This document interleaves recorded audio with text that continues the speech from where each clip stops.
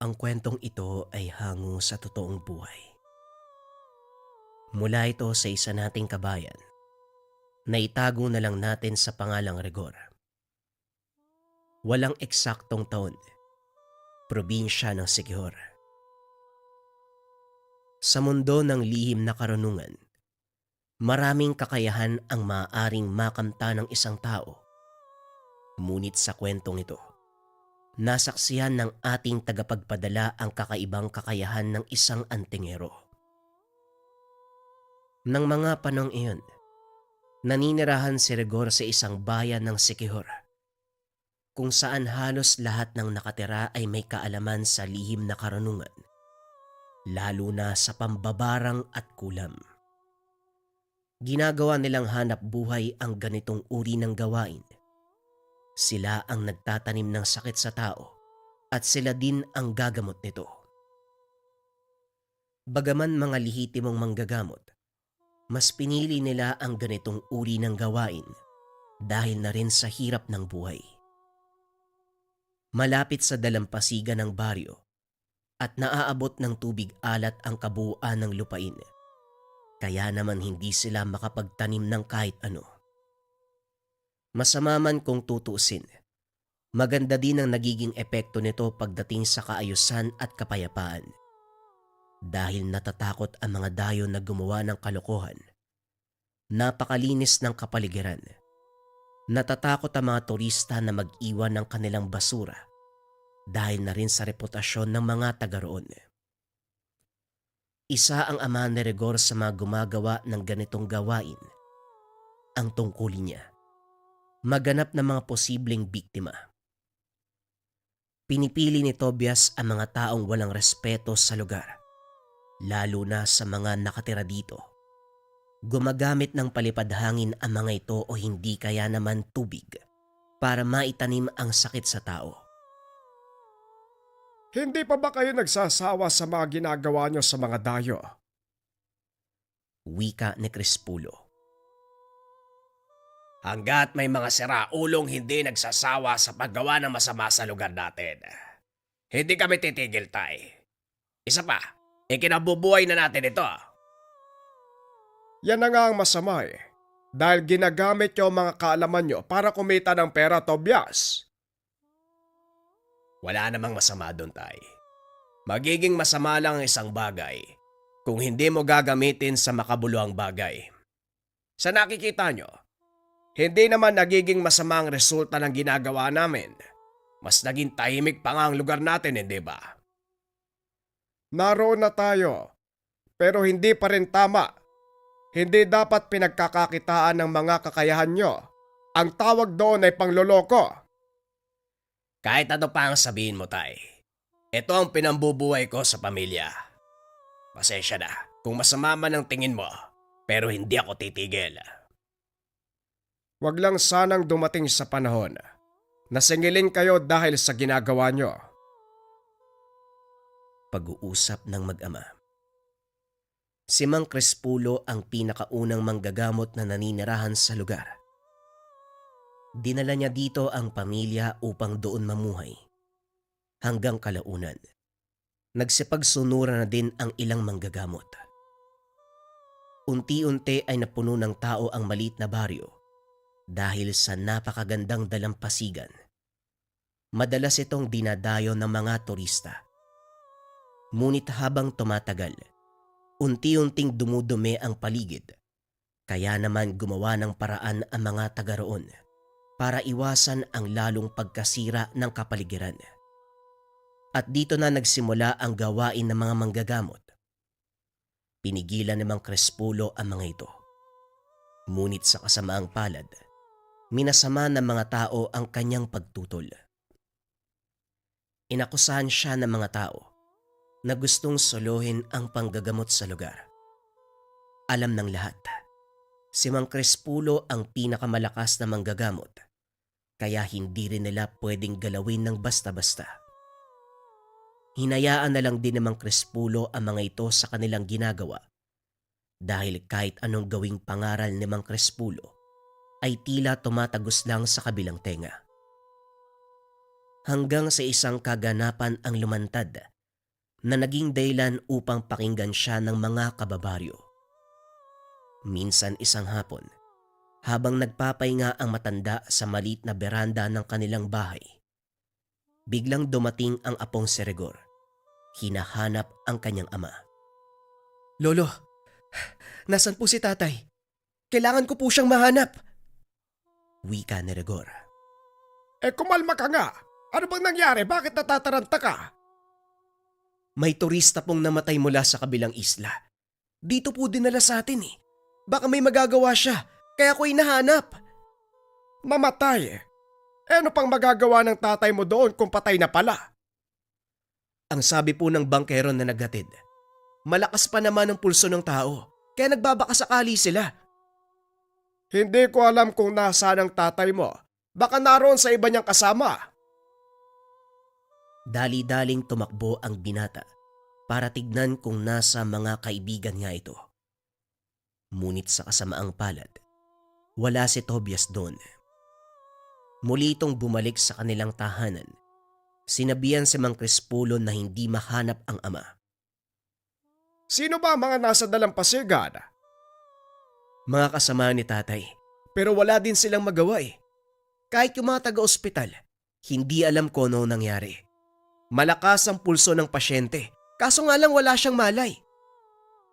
Kung ganon, bakit dito nyo dinala? Imbis na diretso sa pagamutan sa bayan. Binalak nyo bang pagkakitaan ng kawawang taong yon? Hindi ko nga po alam sa mga kasama ni tatay eh. Kaya nga hinahanap ko siya. Ang mabuti pa, samahan mo ko doon. Titignan ko kung ano magagawa ko. Akala ko ba nagretiro na kayo sa panggagamot? Sino nagsabi? Hindi nagre-retiro ang isang manggagamot. Habang nabubuhay at may lakas pa ang katawan ni Rigor, kailangan niyang panindigan ang tungkulin. Kaya bilisan mo na ang paglalakad. Pag-uusap ng dalawa. Nakarating ang mga ito sa kinaroroonan ng nasabing tao. Napapaligiran ng mga nakikiusisa at mga manggagamot mula sa grupo ni Tobias. Mang Crispulo, ano ginagawa niyo dito? Wika ni Lucas. Titignan ko kung anong nangyayari at kung may nagawa na ba kayo. Pero mukhang wala pa. Ano bang inaantay niyo? Ayon kay Rigor, malubha na ang kalagayan ng pasyente. Pero bakit wala ni isa sa inyo ang kumilos? Anong naantay niyo, bagong taon? Kasi po Manong, hindi namin alam kung nasaan yung mga kasama ng taong yan. Mamaya hindi kami bayaran kapag ginamot namin yan eh. Hanggang ngayon, Pera pa rin ang kailangan para kumilos kayo. Tumabi ka nga dyan kung wala ka namang gagawin.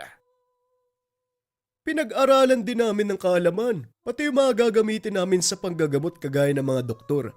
Bakit hindi kami maniningil? Tama ka. Pinag-aralan mo ng mabuti ang mga nalalaman mo. Pero tandaan mo, Lucas, hindi mo ito magagamit kung hindi ka pinahintulutan ng Panginoon. Wala kang karapatan na gamitin ang kapangyarihan niya para kumita. Kaya tumabi ka dyan. Kayong lahat umalis kayo dito kung wala kayong gagawin. wika ni Mang Crispulo. Nagbulungan ang mga nakapaligid. Ngunit hindi ito pinansin ni Mang Crispulo. Sa halip ay pinagpatuloy ang panggagamot. Muli nitong nilingon sina Lucas na noon ay nakatitig sa kanya ng masama. Ni hindi nyo man lang tinignan kung may magagawa ba kayo o wala. Tapos tinatawag nyo mga sarili nyo manggagamot. Huwag mo kaming sisihin, tanda.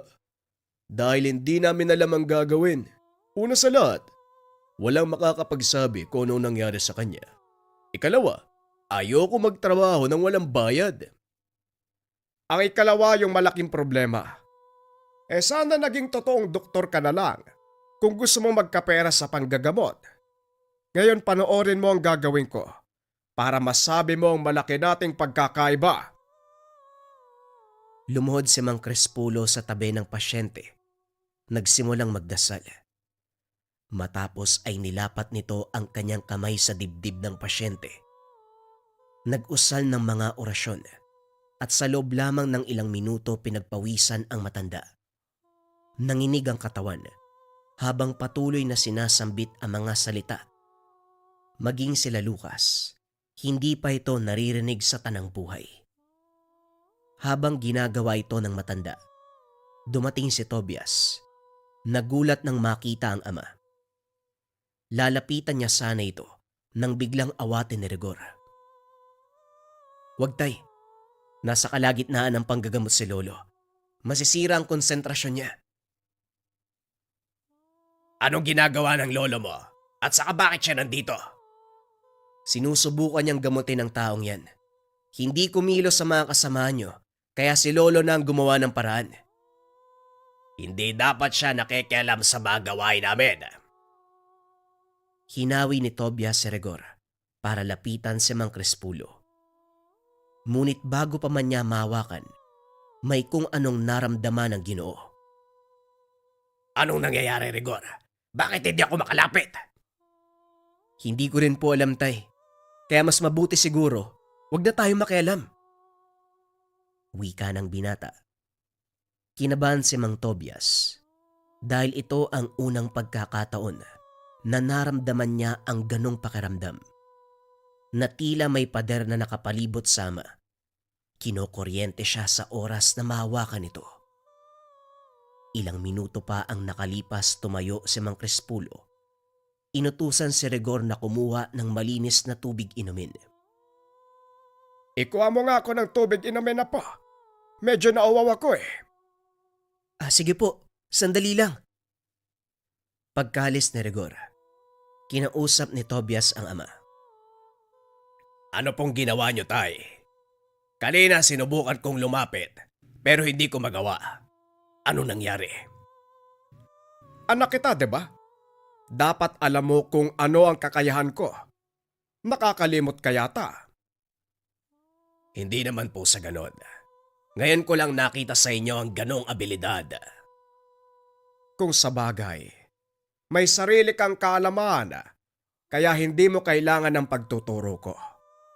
Ngayon mo lang din makikita ang kakayahan kong ito, kaya manood kang mabuti. Dahil hindi ko alam kung kailan ko uli gagawin ang bagay na yan. Kayo lahat, kung ano man ang makikita nyo, lehitimo kong kakayahan. Hindi ko kinopya kahit kanino. Orihinal na itinuro sa akin ng isang totoong ermitanyo. Wika namang Crispulo. Ikinumpas nito ang kamay papunta sa pasyente habang nag-uusal ng dasal. Nanlaki mga mata ng mga naroon nang makitang bumangon ang pasyente. Pero ang sabi sa akin, ang sabi ng mga kasama ko, patay na ang taong to. Paano mo siyang nabuhay? Oo, patay sa mundo ng tao ang katawan niya. Pero hindi pa nakakatawid sa kabilang dimensyon ng kanyang kaluluwa. Kaya nagawa ko itong hugutin. Meron pa ba sa inyong may kakayahan na gawin yan? Kalokohan! Hindi lihim na karunungan ng Diyos ang ginamit mo, kundi aral ng demonyo. Sinong albularyo ang merong kakayahan na humugot ng kaluluwa sa kabilang dimensyon? Demonyo lang may kaya nun! Kung demonyo ang tawag mo sa akin, ano tawag sa inyo? Hindi ako nandito para makipagtalo. Nagawa ko na ang dapat kong gawin. Wala na akong pakialam kung ano pa ang gusto nyong isipin. Ngayon, kung hindi nyo kayang irespeto ang presensya ko sa baryo, malaya kayong hamunin ako. Nagulat ang lahat sa sinabi ng matanda. Maging si Tobias ay hindi inasahan ng mga nangyari. Wala itong alam na may kakayahan ng ama na bumuhay ng patay. Tay, ano po bang sinasabi niyo?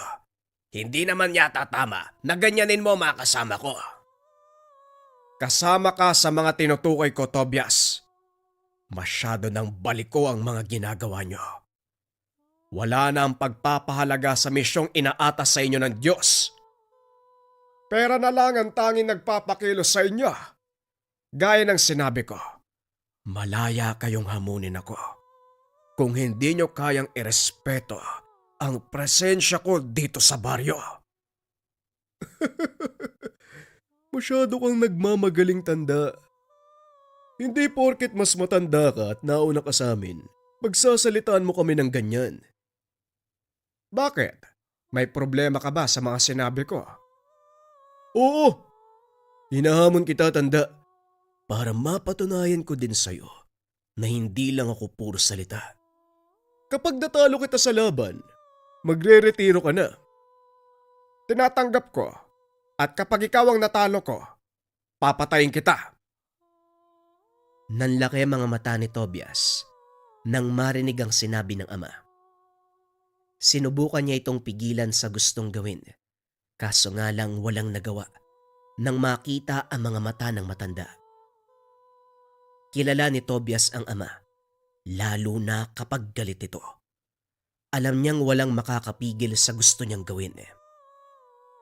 Biglang nagtabihan ang mga tao para magbigay ng daan sa dalawang maglalaban. Tumayo si Lucas sa gitna ng mga tao habang nag-uunat. Si Mang Crispulo naman ay naupo, hinawakan ang kanyang tungkod. Bago magsimula ang laban, biglang dumating si Rigor. May dalang tubig. Inabot niya ito sa matanda. Lo, eto na po ang tubig. Teka, anong gagawin niyo namang Lucas? Wala naman na po. Maglalaro lang kami. Kaya doon ka muna. Ipainom mo sa pasyente natin yung tubig na hawak mo. Marahang naglakad si Rigor palayo sa matanda at nilapitan ang pasyente. Ngunit habang inaasikaso niya ito, nakatuon ang mga mata sa dalawang maglalaban. Handa ka na ba, Tabachoy? Ang yabang mo ah! Huwag mo kong tanungin! Dahil sa totoo lang, matagal ko nang pinangarap ang makatunggali ka sa ganitong uri ng labanan. Siya nga ba? O sige, ikaw na ang maunang sumugod. Masyado kang kumpiyansa sa sarili mo. Huwag mong pagsisisihan ang mangyayari ha. Pagkatapos nito, siguradong may kalalagyan ka.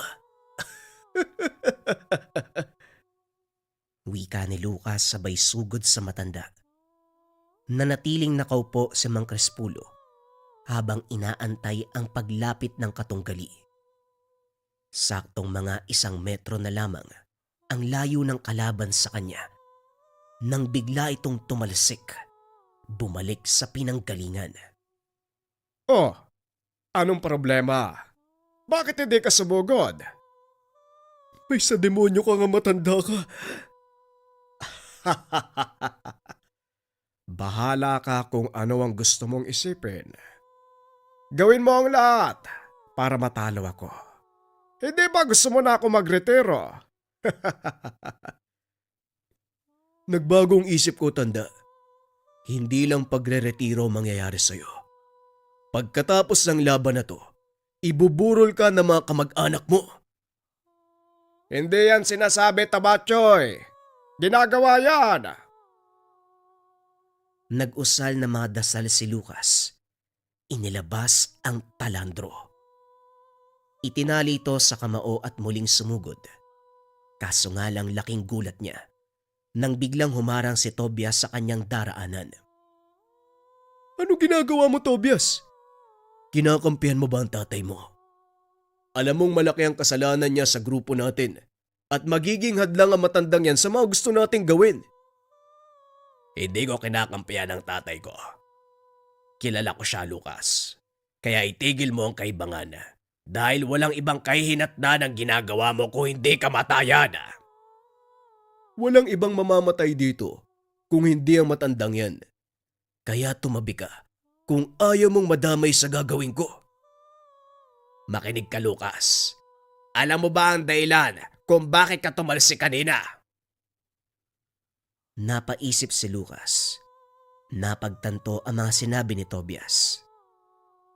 Hindi mo nakikita ang mga nilalang na nakapaligid kay tatay dahil nabubulagan ka ng galit. Ang totoo, hindi siya ang kalaban mo kung hindi ang mga alaga niyang engkanto. Mga alagang engkanto.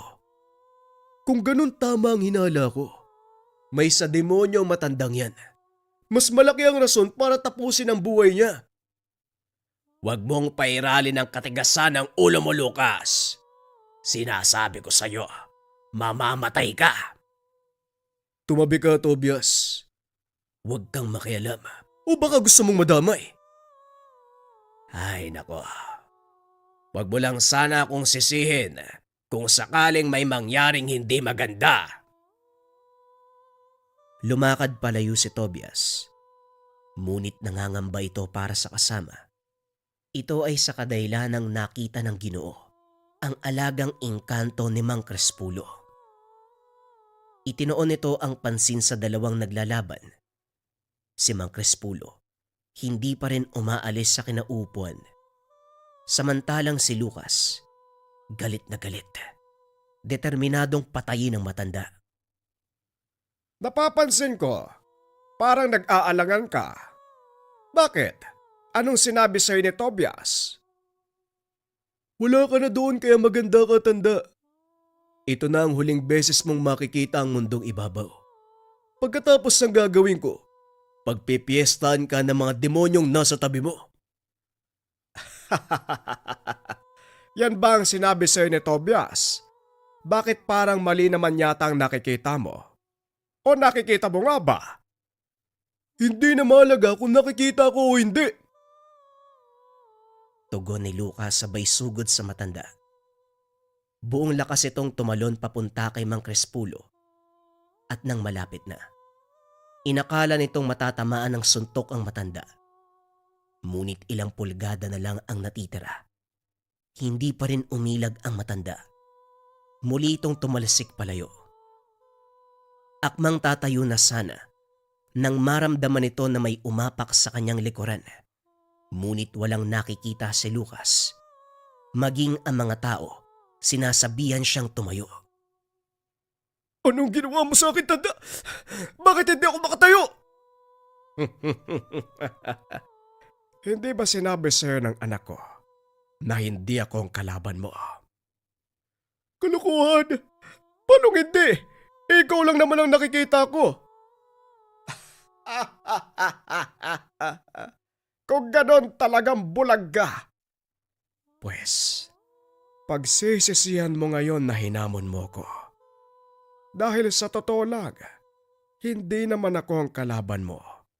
Kung hindi ang mga gabay ko. Mukhang nakalimutan mo yatang sabihin, Tobias, na kung sino man ang maghamon sa akin, ay parang hinamon niya na rin ang kalikasan. Pakiusap, Lucas, huwag ka nang tumayo. Mapapahama ka lang. Manatili kang nakadapa kung ayaw mong mamatay. Wika ni Tobias. Kaso nga lang hindi to nakinig. Pinilit na tumayo. At saktong pag-angat ng ulo, bigla siyang tumalsik palayo. Kitang-kita ni Tobias ang malaking nilalang na may hawak na karet, nakapatong sa likod ni Lucas. Nagsigawan ang mga tao dahil sa takot. Maging si Rigor, hindi alam kung ano ang nangyari at kung paanong tumalsik ang ulo ni Lucas. Matapos ang laban, kasywal na tumayo ang matanda at naglakad papunta kay Rigor. Halika na po. Maayos naman na ang kalagayan ng pasyente. Umalis na tayo dito. Hayaan mo na ang mga taga-kabilang isla na maghatid sa kanya pauwi. Hindi naman alam ni Rigor ang sasabihin. Nagtataka kung ano talaga ang nangyari sa laban. Laking pasasalamat ng pasyente sa ginawang tulong ng matanda. Pagdating sa tahanan, kagad kinausap ni Tobias ang ama. Tay, alam mo ba kung ano ginawa mo? Nagsimula ka ng malaking kaguluhan. Ngayon nagpupulong ang mga kasamahan ko upang planuin kung paanong ipag-iigante si Lucas. Inaasahan ko na nagagawin nila ang bagay na yan. Patunay lang na talagang mababaw ang pag-unawa nila sa lihim na karunungan ng Diyos. Hindi ko alam kung saan mo kinukuha ang prinsipyo, tatay. Pero hindi mo ba alam na ikakamatay mo ang mga mangyayari. Ikakamatay ko. Lahat tayo patungo doon, Tobias. Dapat, nauunawaan mo na ang tungkol sa bagay na yan at kung saan ko kinuha ang prinsipyo ko. Yan ang prinsipyo ng isang tunay na alagad ng lihim na karunungan. Nababaliw ka na, Tay. Hindi ko alam kung sino ang kakampihan ko sa inyo. Parehong mahalaga ang pamilya ko at ang grupo. Maaaring madamay ang anak ko sa gulong ito. Anong kinakatakot mo? Anak kita, Tobias. At hindi ko kayo papabayaan. Dapat alam mo na yan noon pa. Kaso, nabulagan ka ng maling paniniwala. Ngayon hayaan mo silang sumugod para malasap ng mga taong baluktot ang paniniwala ang galit ko. Bakit niyo po ginagawa ang bagay na to, Tatay? Itinatama ko lang ang mali, Tobias, na noon pa sana ginawa. Sa totoo lang kasalanan ko ito kung bakit naging baluktot ang paniniwala at paggamit nyo sa mga karunungang natutunan. Pag-uusap ng dalawa. Noon pa lang napagtanto ni Tobias na tama ang kanyang ama. Mali ang prinsipyo na pinaniniwalaan. Hindi makapaniwala ang Ginoo. Naabot sa ganong tagpo ang lahat. Nakaligtaan din ito ang kakayahan ng ama at ang pinagmula ng kapangyarihan. Masyado siyang natutok sa paggawa ng hindi maganda sa kapwa para kumita ng pera. Kinagabihan habang naghahapunan, napansin ni Tobias na napakatahimik ng paligid. Walang hangin o kulisap na humuhuni. Hindi ito pangkaraniwan dahil sa mga oras na yon. Panay na ang tunog ng mga kuliglig at iba pang insekto sa paligid. Tay, napapansin ko parang may mali. Alam ko. Hayaan mo lang sila. Tapusin mo yung kinakain mo. Biglang nawalan ng ganang kumain si Tobias. Ngunit pilit nitong inuubos ang laman ng plato dahil ipinag-utos ng kanyang ama. Matapos kumain, dali-dali itong tumayo at lumabas ng tahanan. Wala namang kakaibang pangyayari. Nakita pa nito si Rigor na nakaupo sa puno ng nyog habang nakatitig sa karagatan. Muling pumasok ang Ginoo. Nakita ang ama na nakaupo sa sala habang nagsisindi ng pipa. Masyado kang tensyonado. Ikalma mo ang sarili, Tobias. Halika, maupo ka dito. Hindi ko lang po maiwasang isipin kung anong posible mangyari. Lalo pat malakas ang kagustuhan ng mga kasama kong magiganti. Hindi ko na uulitin ang sasabihin ko. Ipayapa mo ang isipan, anak. Nandito ako. Napangiti si Tobias dahil muli niyang narinig ang matatamis na salita na iyon. Madalas itong sabihin ng Mang Crispulo sa tuwing natatakot siya sa kidlat. Habang nagpapahinga, biglang bumukas ang pintuan at laking gulat ng dalawa. Nang biglang pumasok si Rigor, namumutla ito na parang natakot sa kung ano ang nakita. Ano nangyari, Rigor? Parang hinabol ka ng 10 demonyo. Parang gano'n na nga po, Lolo. Nandyan sa labas ang ilan sa mga kasama ni Tatay. May dala silang mga armas. Ito na nga ba ang sinasabi ko? Rigor, huwag kang lalabas ng bahay. Pumasok ka sa silid. Kahit anong mangyari, huwag na huwag kang aalis. Opo, Tay, pero paano po kayo ni Lolo? Huwag kang mag-alala. Akong bahala po. Sige na, sundin mo na lang ang sinabi ng tatay mo. Dali-daling pumasok ng silid si Rigor. Sinarado ang bintana.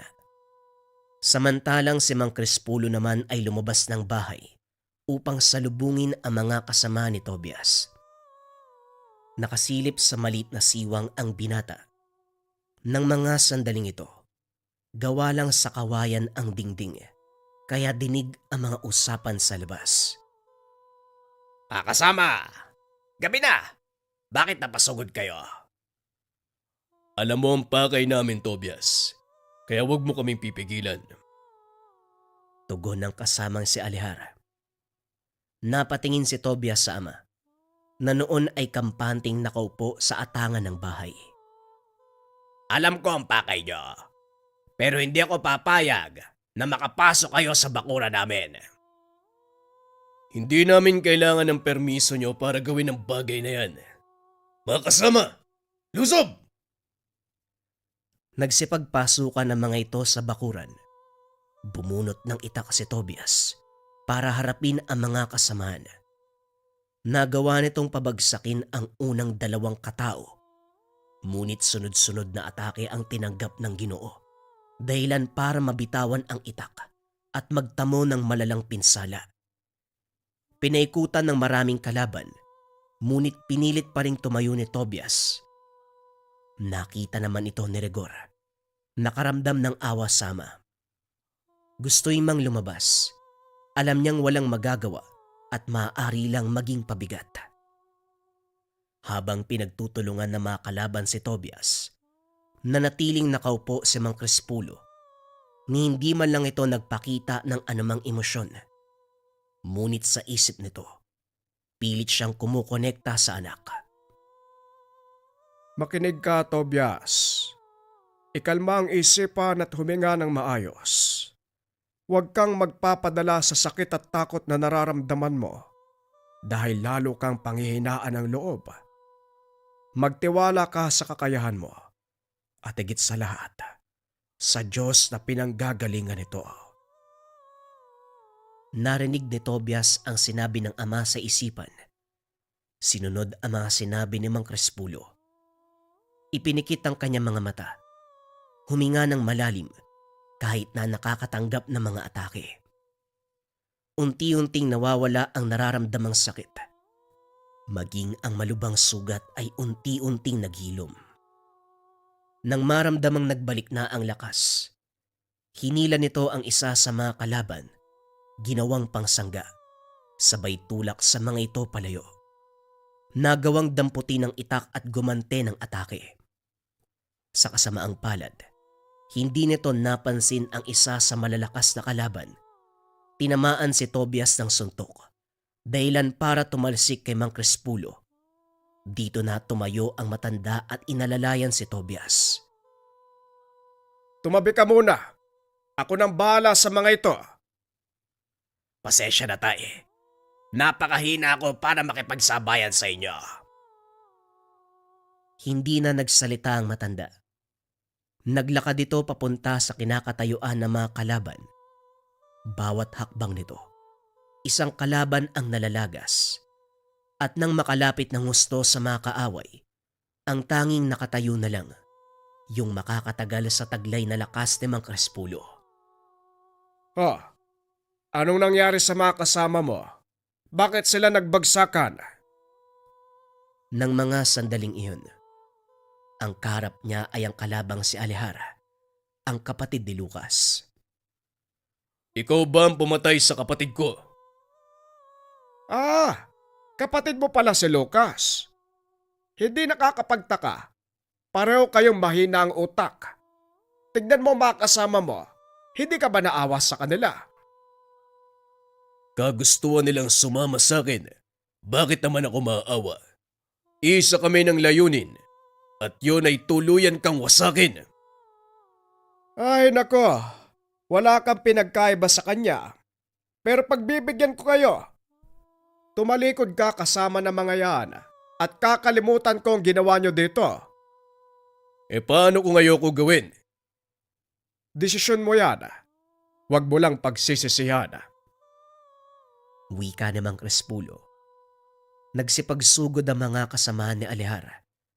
Ngunit hindi pa man nakakalapit ang mga ito. Nagbagsakan sila. Ang ilan ay namilipit sa sakit habang sinasapo ang tiyan. Ang ilan ay hindi makagalaw na tila ginagapos ng kung anong nilalang.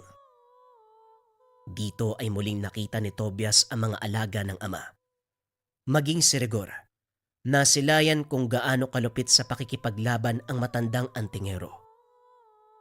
Hindi makapaniwala si Alejara, ni Sainagap. Hindi nito akalain na ganong kalakas si Mang Crispulo. Sinubukan pa nitong umatras ngunit huli na. dahil tinuluyan siya ng matanda. Isang kumpas ng kamay ang ginawa. Nahati sa dalawa ang katawan ni Alejara. Maging ang ilan pang natitirang kalaban, tuluyang binawian ng buhay. Binigyan ko kayo ng pagkakataon na umalis sa lugar na ito. Pero hindi kayo nakinig. Ngayon pagdusahan mo ang bunga ng inyong kangalan. Wika ni Mang Crespulo habang nakadungaw sa wala ng buhay na si Alejara. Matapos ang kaganapan, hindi na muling bumalik pa ang iba sa kanila. Tuluyang iniwan ang maruming gawain. Namuhay ng maayos. Bumalik ang kapayapaan sa kanilang baryo. Nawala ang pinairal na sistema ng dating pangkat ni Tobias. Unti-unti na ring nabalik ang tiwala sa mga tao at lalong yumabong ang kanilang ekonomiya pagdating sa turismo. Ito ay dahil sa pangangalaga ng lolo ni Rigor, si Mang Tobias, isang antingero na bumubuhay ng patay. Ang susunod na kwento ay bagong istorya pa rin. Ito ay tungkol sa diingon nato, uri ng engkanto. Simulan na ang storya. Ang kwentong ito ay hango sa totoong buhay. Mula ito sa isa nating kabayan na itago na lang natin sa pangalang Pael. Taong 1990, Cebu. Maagang naulila si Pael, kaya napilitang asikasuhin ang sarili upang mabuhay. Namasukan bilang tsoper ng bus na bumabiyahe sa probinsya ng Cebu. Nung una, naging maayos ang takbo ng pamamasada, pero kalaunan ay nagtataka sa babaeng lilitaw sa partikular na daanan. Tuwing 10:00 ng gabi nagpapakita, mag-iintay sa tabi, papara at sasakay.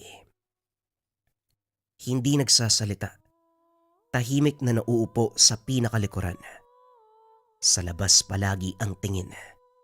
Sa pinakahuling lunsod na sakop ng ruta bumababa. Sunod-sunod ang ganitong kaganapan, kaya hindi maiwasan ni Pael na magtaka. Isang gabi, nadaanan na naman. Pumara, sumakay at naupo sa dulo. Iilan na lang ang pasahero dahil 10 oras na ng gabi. Pagdating sa boundary ng Karkar at Barili, walang makikitang bahay dahil ang kaliwang bahagi ay bundok na. At ang kanan naman, malalim na bangin. Matarik ang daanan, lubak-lubak, kaya nagkaaberya ang gulong. Itinabi ni Pael ang bus. Bumaba para tignan ang sitwasyon. Humingi ng paumanhin sa mga pasahero at minadali ang pag-ayos. Sa kalagitnaan ng pagkukumpuni, napansin ang pagbaba ng misteryosong babae. Naglakad at biglang nawala. Tinawag niya ito pero walang sagot. Parang hinigop ng kadiliman. Inantay sa pag-aakalang umihilang.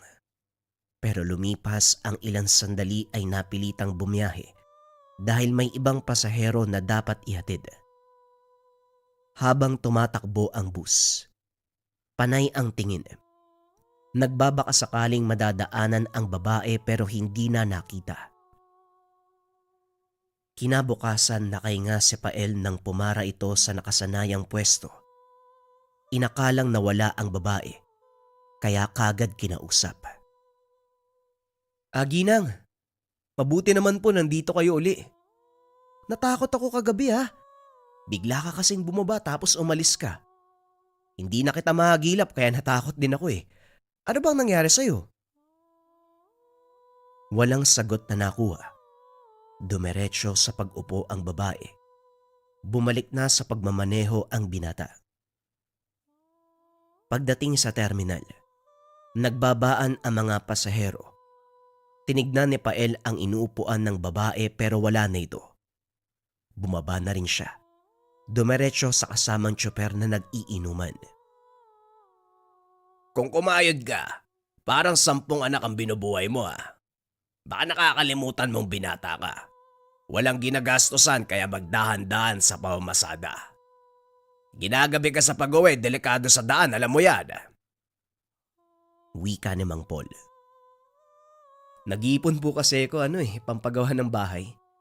Hinuhulugan ko rin yung bus para maging sa akin Ang taas kasing maningil namang Bert Kaya kailangan kong kumayod ng kumayod. Ganun ba? Eto, uminom ka muna. Pampawi ng uhaw. Bukas naman hindi mo kailangan magmaneho dahil inspeksyonin ng bus. Nagkaberya sa makina yan kapon, hindi ba? Pati gulong nasira. Ganun ho ba? Siguro matatapos naman sila sa hapon Bala ko kasing mamasada para kahit papano madagdagan ng ipon. Paul, parang may pinanghuhugutan ng inaanak mo Tayo mga lalaki. Hindi naman magsisipag kung walang babaeng nagugustuhan. Nagpapakitang gilas yata tong binata natin Wika ni Mang Ray. Hindi naman po sa ganun. Sadyang gusto ko lang makaipon kaagad. Pael, walang masama sa sinabi ni Ray. Kung may nagugustuhan ka, walang problema. Basta ipakilala mo sa amin, lalo na sa akin. Ako ang tumatayong magulang mo, kaya dapat alam ko ang nangyayari sa buhay mo. Sino ba ang maswerteng babae? Wala po talaga. Kung meron man, kayong unang makakalam. Wala naman akong pinagsasabihan kung di kayo lang din Sige na ho, mauna na ako. Iniwanan ni Pael ang dalawa. Dumiretso sa tinutuloy ang kubo na nasa unahan lang. Bago matulog, nakasanayan ni Pael na magbasa ng dyaryo. Ang paboritong pwesto ay sa tabi ng bintana. Lalo na kung malamig ang hampas ng hangin. Sa kalagitnaan napatingin sa labas. Sa likod ng nakaparadang mga bus, may nakatayong babae. Hindi pa malinaw kung sino dahil madilim sa bahaging iyon. Binaliwala sa pag-aakalang asawa ng kasamang tsoper. Pero hindi nagtagal. Unti-unting nakilala lalo na nang humampas muli ang hangin. May partikular na samyo na hindi makakalimutan ni Pael. Amoy ng pinaghalong bagong tabas na damo, lumot at may kalawang. Ito ang taglay na samyo ng misteryosong babae. Nang kilalaning mabuti ay hindi siya nagkamali. Lumabas ang binata. Nilapitan ang babae kaya kagad lumayo. Ako po to, yung tsoper sa bus na palagi mong sinasakyan. Paelang pangalan ko, wag kang matakot. Hindi naman ako nananakit Bakit ka pala nandito? Malapit lang ba yung bahay mo? Sinubukan ni Pael na maging magaan ang pakikitungo. Kaso nga lang mailap ang babae. Lumayo ng lumayo hanggang sa umalis. Napakamot na lang sa ulo ang binata. Hinatid ng tanaw ang babae. Kinabukasan hindi na masada si Pael dahil inaayos ang bus. Si Mang Paul at Mang Ray ang nagkukumpuni. Sa kalagitnaan nito naging pulutan ang usapan tungkol sa engkanto. Kilala niyo naman siguro si Mang Rodolfo Hindi na namamasada kasi yumaman Paano ba kasi? Nakapag-asawa ng diingon nato. Dumaan ako dun sa bagong bahay niya sa norte. Grabe ang laki, ang ganda. Sayang nga lang, hindi ko nakita ang asawa niyang engkanto. Itatanong ko sana kung may kasama siyang naghahanap ng mapapangasawa. Papareto sana ako Wika ni Mang Ray. Ang diingon nato, salitang Bisaya na tumutukoy sa engkanto o maligno. Balik tayo sa kwento. Si Raulo, may asawa ka. Pamilyadong tao, tapos kekerengkeng sa isang, engkanto pa. Kung gusto mong imaman, magsipag, magtiyaga. Hindi yung magpapayaman sa maling paraan. Pinapahamak mo lang ang sarili mo niyan Wika ni Mang Paul. Walang mali kung gusto mong makamit ang isang bagay. Isa pa, Matagal nang mailamat ang pagsasama namin ni Georgina, kaya walang problema. Babalik nga ako sa bahay ni Mang Rodolfo para magtanong. Marami ang lahi ng engkanto, kaya imposibleng wala nang para sa akin ano. Kapag ako nakahanap tapos yumaman, ako ang bubuhay sa inyo. Buwang! Mga ngarap na nga lang sa engkanto pa. Gusto mo yatang humiwala yung kaluluwa mo sa katawang lupa eh. Mahilig din sila sa ganyan. Papatayin ang katawan mo dahil yung kaluluwa mo isasama sa kabilang dimensyon. Sa madaling salita, espiritu ka na lang. Paano po pala malalaman kung may kausap kang isang engkanto? May mga palatandaan po ba? Sa dami po kasi ng nakakasalamuha kong pasahero sa araw-araw. Malay natin, diingon nato pala yun. Hindi ako sigurado, pero batay sa sinabi ni Mang Rodolfo, madali lang makilala kasi ibang-iba kumpara sa ordinaryong tao. Yung bang perpekto ang pisikal na kaanyuan, maputi, makinis, matangos ang ilog, mahaba ang buhok, maganda ang kulay ng balat, mabango, yung talagang mapapalingon ka. Nakakaagaw atensyon ang presensya, tapos tahimik, madalas gustong mapag-isa. Pael, kung may ganito kang pasahero, itabi mo ang boss kasi ayon sa paniniwala ng nakakatanda, magsasani sila ng disgrasya.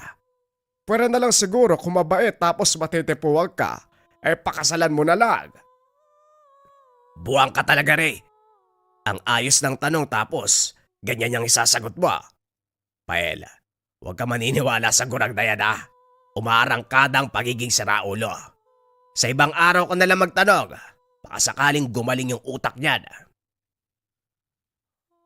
Natawa na lamang si Pael sa biroan ng dalawa.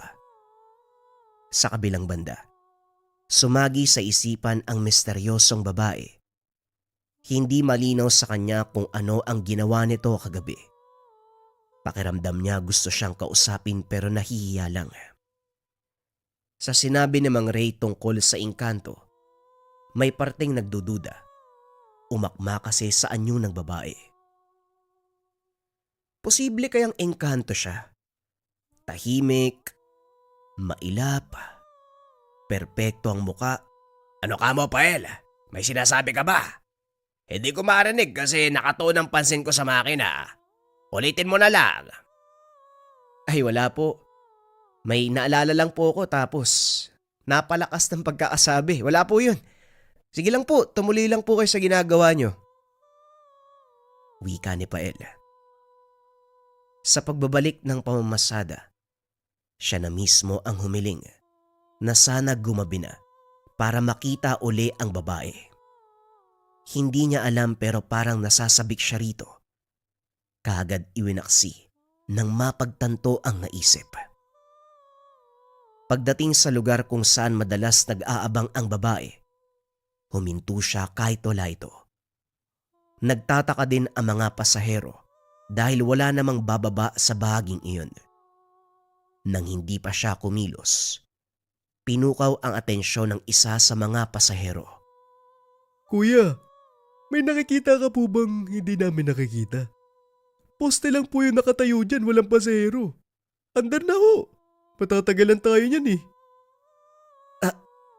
Pasensya na. Nasanay lang ako kasi palagi may sumasakay dito eh. Dismayado si Pael. Malungkot dahil hindi nakita ang misteryosong babae. Nasanay na siya sa presensya nito, kaya hindi maiwasang hanap-hanapin. Gayunpaman, napangiti nang malaman na nasa likuran nito ng mga nakaparadang bus. Nilapitan niya.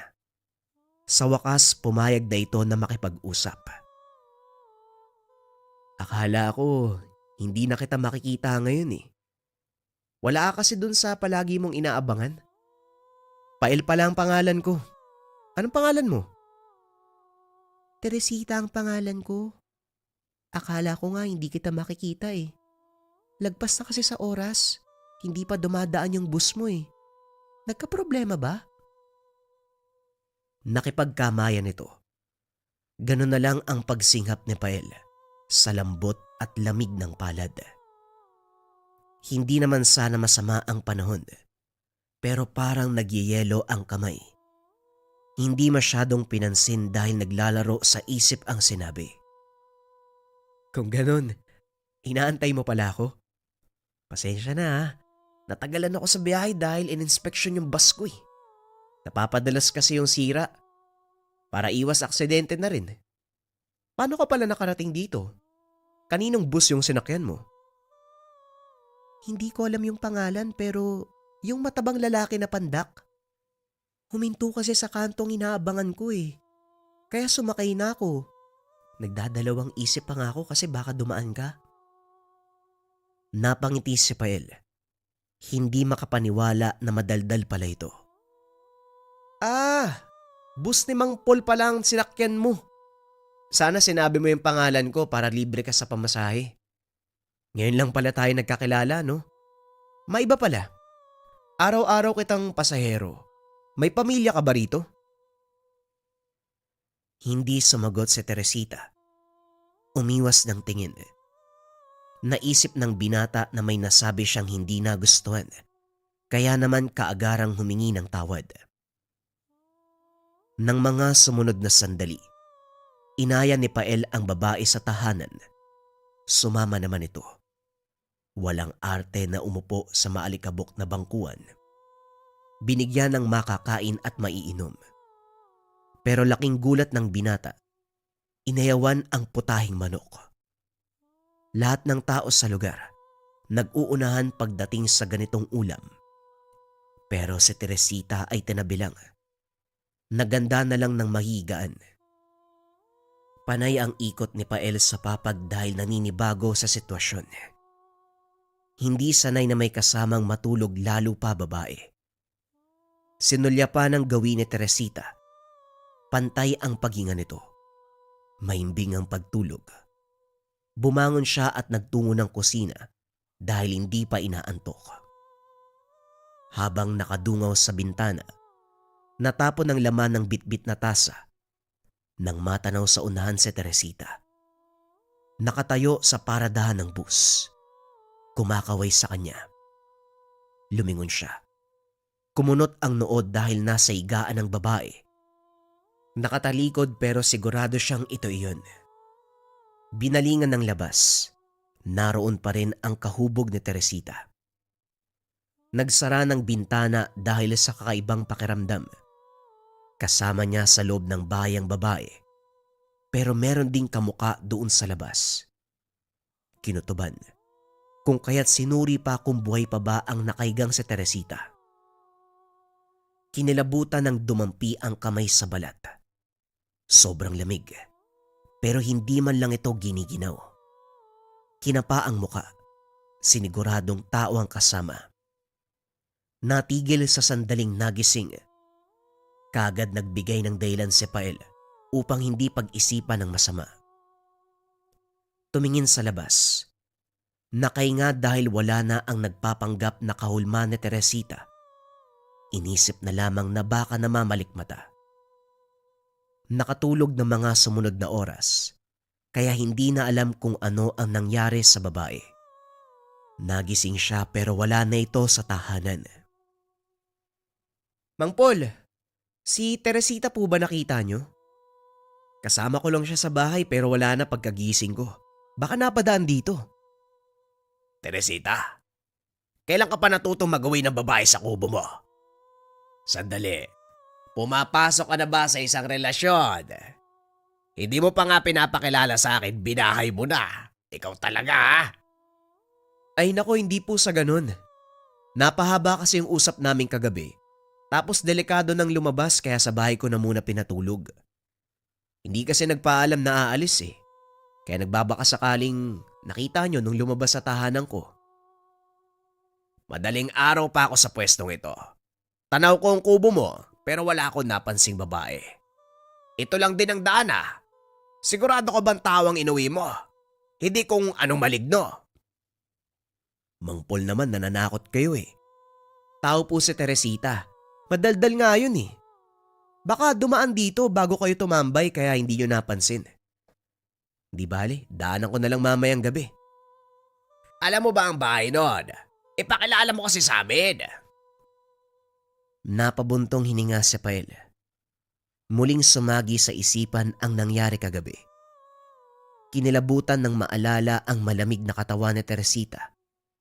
Maging yung nagpapanggap. Hindi tuloy malaman kung nababaliw siya o sadyang namamalikmata.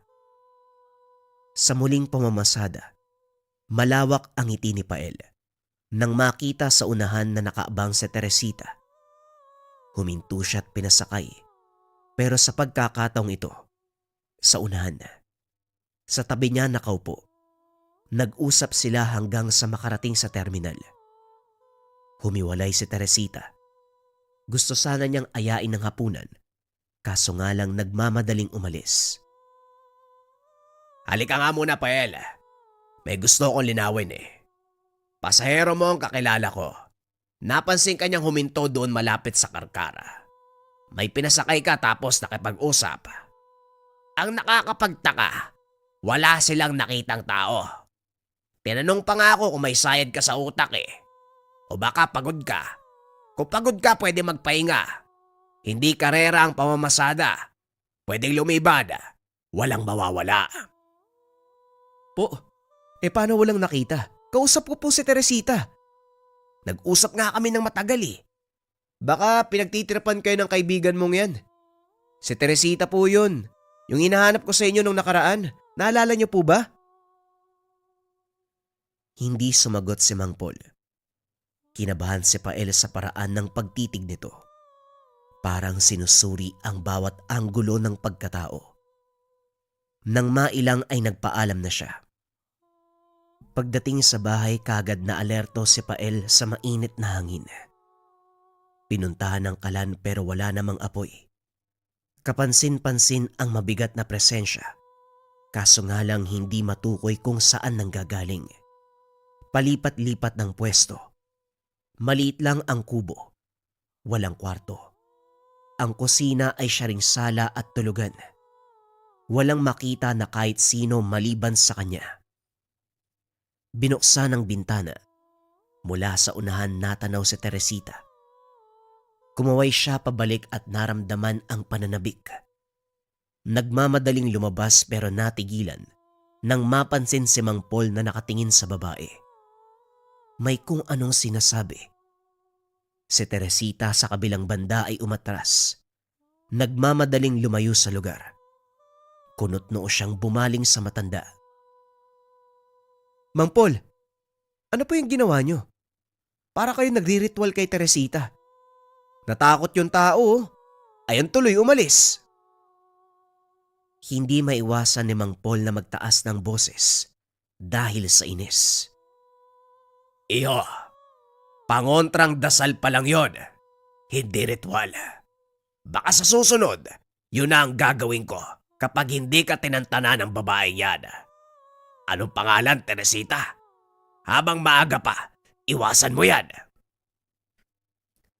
Siya po sana yung bala ko ipakilala sa inyo eh. Kaso lang parang ang init ng dugo mo sa kanya. Tama lang na umalis siya.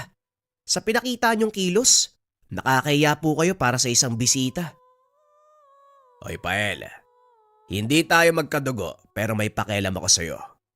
Tinuring kitang anak, kaya makinig ka sa bawat payo ko. Maraming babae sa mundo. Kahit 2 o 3 pa ang akutin mo. Basta wag si Teresita. Hindi siya normal na tao. Nanlamig si Pael sa sinabi ng matanda. Dito lang napagtanto ang mga pangyayari. Kung bakit malamig ang katawan ni Teresita. Kung bakit may gumagaya sa wangis nito. Kung bakit sinabi ng pasahero na para siyang baliw na nagsasalita mag-isa. Hindi nakapagsalita si Pael. Sa tahanan ni Mang Paul natulog dahil sa takot. Kinabukasan nagdadalawang isip na umuwi sa sariling tahanan. Naglalaro sa isipan na baka nasa loob si Teresita. Matatakotin siyang tao kung kaya't ganito. Kung hindi sinama ni Mang Paul, hindi uuwi.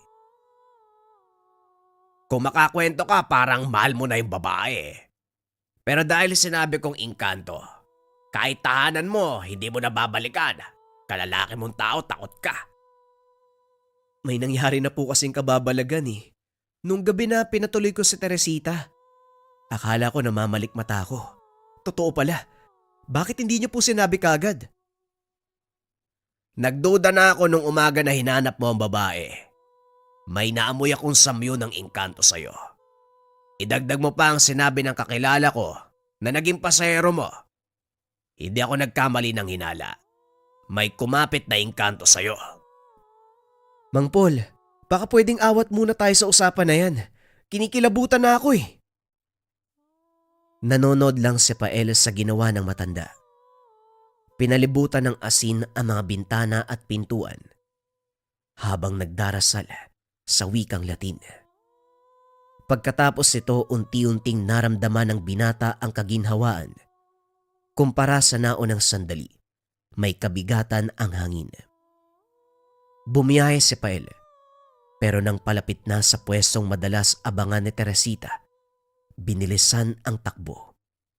Diretso ang tingin, pero nagulat na lang sa biglaang paghinto. May puwersang pumigil. Sinundan ng pagpasok ni Teresita. Napalunok ang binata nang maramdaman ang presensya nito sa likuran. Kapareho ng mainit na hangin doon sa tahanan. Sinabayan pa ng bigat na nagpapahirap sa paghinga. Saka lang nakagalaw nang umupo ito sa dulo. Sa takot at taranta, nawala sa sarili, lalo pa nang masulyapan sa salamin ng babae. Hindi na ito tao, kundi isang kakilakilabot na nilalang. Itim, buhagag ang buhok, parang baboy ang muka. Nakalabas ang ngipin, nangangamoy. Nagreklamo ang mga pasahero dahil wala na sa isip si Pael sa pagmamaneho. Gumigewang-gewang, humihinto pa at biglang bumibilis sa pagtakbo. Hindi nagtagal, itinabi at siya ang naunang bumaba. Habol hininga habang nakatanaw sa bintana ng bus. Wala na sa pwesto si Teresita. Pagdating ng terminal, puno ng reklamo ang mga pasaherong naperwisyo. Hindi ito pinansin ni Pael. Nagmamadaling pinuntahan si Mang Paul para ipaliwanag ang nangyari. Di naman ng matanda ang enerhiyang nakapalibot sa kanya. Napailing na lamang pagkatapos. Pael, huwag ka mabibigla. Nagustuhan ka ng engkanto. Pero nabago eh. Magdadala ito ng kamalasan sa'yo. Pakiramdam ko hindi ka titigilan. Guguluhin ka. Napabuntong hininga si Pael. Hindi maalis ang kilabot sa katawan. Sinigurado naman ng matanda na hindi niya ito papabayaan. Nagdagdag ng pangontra si Mang Paul, dasal at orasyon. Mang Paul, bakit po maalam kayo sa ganitong bagay? Albularyo ka po ba? Matagal nang magkakilala pero walang ideya si Pael sa mga ginagawa nito sa buhay. Hindi naman malawak ang nalalaman ko. Pero kahit papano, natutunan ko lang sa panonood sa tatay ko albularyo. Ako kasi ang nagsisilbing katawang niya nung nabubuhay pa eh. Sa akin din naiwan ang mutya. Kaya gagamitin ko ito para mapuksa ang engkanto. Ipinakita ng matanda ang mutsyang hawak. Ang bao na may isang mata. Ilang sandali ang dumaan. Naging aktibo ito.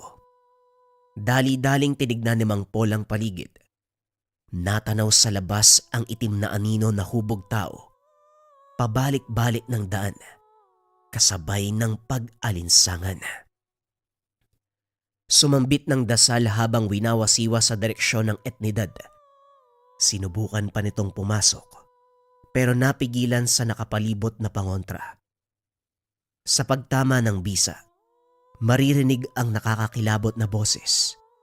Hindi nagtagal ay nawala din ito. Mang Paul, wala na po bang paraan para tuluyan siyang mapalayas? Baka sa susunod mas malala ang gawin nun ah. Ayoko pa pong mamatay. Kumalma ka lang, iyo. Walang mamamatay. Hindi naman siya makakalapit sa'yo eh. Huwag ka lang munang lumabas. Pinalibutan ko ng pangontra ang tahanan. Magdadagdag lang ako ng pangkulong para sa susunod na balik. Mauhuli na natin. Naglagay ng asin sa palanggana, binasbasa ng dasal, at saka nakataob na bao. Inilagay ito sa harapan ng bintana na posibleng daanan ng engkanto kung magtatangka. Sa mga sumunod na sandali, nagpaalam muna si Mang Paul dahil may kukuning gamit. Naiwan si Pael at sa pagkakataong ito, umatake si Teresita. Ganap ang itsura pagharap sa binata, hindi na gumamit ng ibang anyo. Maingat ito, nagawang iwasan ang pangontrang inilagay ni Mang Paul. Sa sobrang bilis ng pangyayari, maging si Pael ay nagulat na lang. Kanina nasa loob pa siya. Ngayon ay nasa loob na ng madilim na paligid. Walang ibang makikita. Ilang sandali pa lumitaw ang nilalang. May naglalabasang maliit na galamay. Kumapit kay Pael. Ang binata sa kabilang banda ay hindi makakilos. Paralisado ang buong katawan dahil unti-unting bumabaon ng galamay. Dama ang sakit pero walang magawa. Hindi makasigaw. Ang nilalang sa harapan, nakipagtitigan.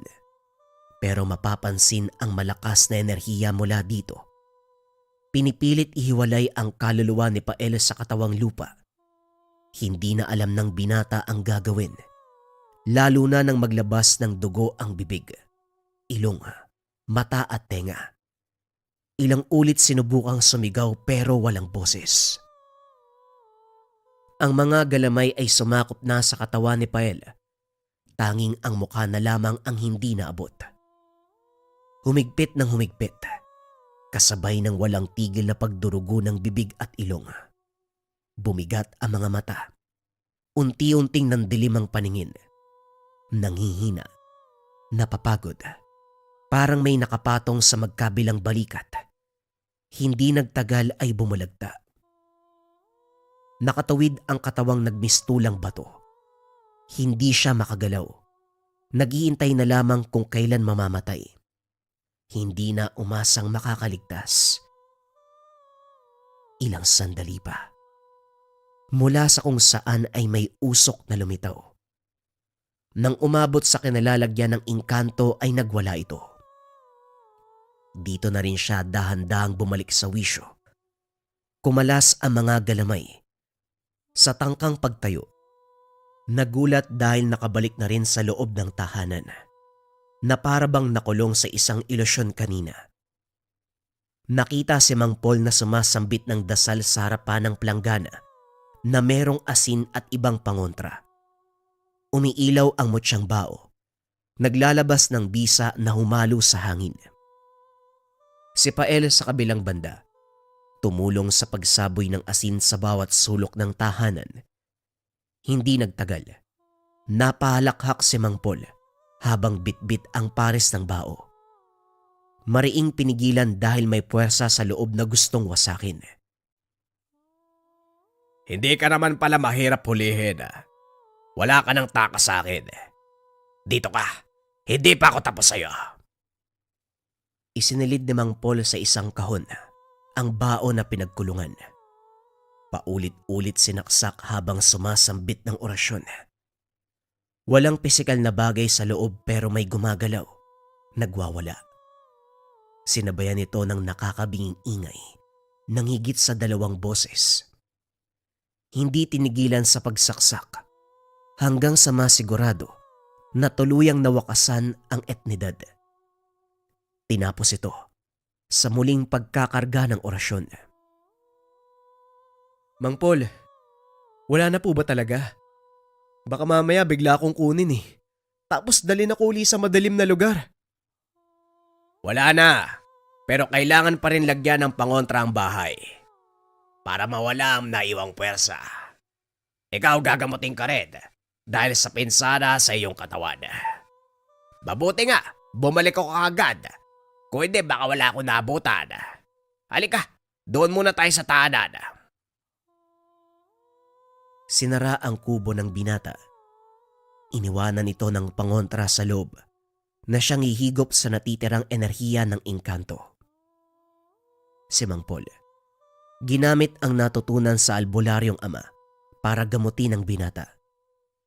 Sa kabutiang palad matalas pa rin ang memorya.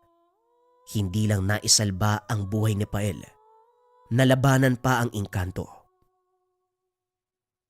Nagkamali po yata kayo ng tinahak na larangan. Dapat albularyo po kayo eh. Hindi tagagawa ng sasakyan o tsoper. Mas mahusay kayo sa pakikipaglaban sa mga hindi pangkaraniwang nilalang. Magaling din kayo sa panggagamot. Mag-albularyo na lang po kayo. Wika ng binata. Natawa ang matanda. Pwede rin. Yan ang naisip ko habang ginagamot ka. Matagal na panahon na nang mamatay ang tatay ko. Hindi rin ganong kataas ang tiwala ko sa sarili, kaya binaliwala ang natutunan noon. Hindi ko alam na may kakayahan pala ako. Ngayong alam nyo na, magpapalit na po ba kayo ng trabaho? Kung itutuloy nyo ang pagiging tagagawa ng makina, marurumihan kayo. Kung pipiliin ang pagiging albularyo, siguradong marami kayo maliligtas. Hindi ganong kadali, iho. Pero kung ipipilit, aralin ko muli para walang palya. O siya, dito ka lang ha. Pupuntahan ko lang ang kubo mo. Titignan ko kung may natira pang puwersa ang engkanto. Sa kabutihang palad, epektibo ang ginawa ng matanda. Nagkulay itim ang asin. Indikasyon na hinigop ang naiwang mansya ng etnidad. Nilinis niya ang bahay sa pamamagitan ng ritual. Binasa ang nakasulat na dasal sa dalang libreta. Sa pag-upos ng sinindihang insenso, wala na ang peligro sa kapaligiran. Sa pangyayaring ito, nagpalit ng oras si Pael. Imbis sa hapon hanggang gabi ang biyahe, piniling sa umaga mamasada. Ngunit kahit kailan, hinding-hindi niya makakalimutan na minsan niyang naranasan na magkaroon ng engkwentro sa isang engkanto na kung tawagin sa kanilang lugar, Diingon Nato. Naranasan mo na bang makulam? Naniniwala ka ba sa kulam, barang, tigalpo, palipadhangin, usog, o namang masamang uri ng sumpa? Nararamdaman mo ba yung senyales, mga kabayan? Pananakit ng tiyan na hindi normal, pananaginip ng kung ano-ano. Tas minsan nakakita ka ng mga anino sa gilid ng visions mo. O hindi naman kaya, kabayan, nagkaroon ka ng kagalit na alam mo na meron talagang gagawing masama sa'yo. Pwede mong subukan ng habak de bala, mga kabayan, from likha, merchandise. Kontrakulam, barang, tigalpo, palipadhangin at usog o anumang masamang uri ng sumpa. Gawa to sa totoong bala ng baril na nilagyan ng 6 na sangkap ng 6 na antingero. Sila nagkonsagra, sila nagbasbas sa gamit. Buhay na to, mga kabayan, susuotin na lang. Gawa to sa totoong bala ng baril, mga kabayan, kaya huwag yan dadalhin sa airport. Pero pwede to sa barko, pwede to sa mall. Kung nangangailangan ka ng pinakamalakas na gamit na depensa espiritual na mula sa likha merchandise, pwede mong subukan itong habak de bala. Kung interesado ka, isearch lang ang shop ng likha merchandise.